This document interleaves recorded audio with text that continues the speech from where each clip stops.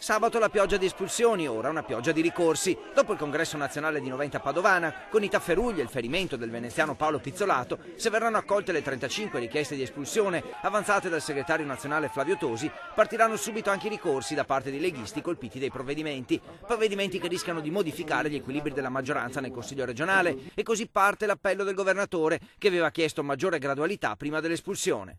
Io auspico che i consiglieri che sono della Lega restino della Lega, e mi sto riferendo al consigliere Corazzari, Cenci e Furlanetto.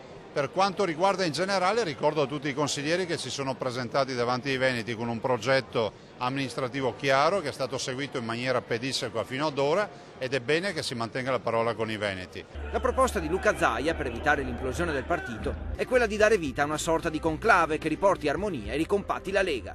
Ho proposto un conclave perché penso che di fronte a due situazioni, a due posizioni che comunque oggi non collimano, si debba puntare a dei mediatori che possono essere delle persone di indubbia moralità, nonché etica, e riconosciuti del movimento, che possano in un conclave far uscire un movimento ancora più solido di prima. Quanto all'ipotesi di un nuovo partito che si stacchi dalla Lega e faccia capo a Umberto Bossi, Zaia è categorico: non seguirebbe il Senatur, la Lega deve rimanere unita. Io non so cosa faccia Bossi, cosa voglia fare, non sono informato di questo, ma per quel che mi riguarda, qualunque cosa faccia, io sicuramente non sarei lì a seguirlo, e peggio ancora ad assecondare magari eventuali rotture della Lega. Flavio Tosi, obiettivo della protesta di sabato, uscito dalla sede regionale scortato dai carabinieri, mantiene il silenzio. Oggi a Venezia ha incontrato Zaia a margine del passaggio di consegne tra il vecchio e il nuovo comandante interregionale della Guardia di Finanza, una stretta di mano apparsa forzata e nessuna voglia di parlare.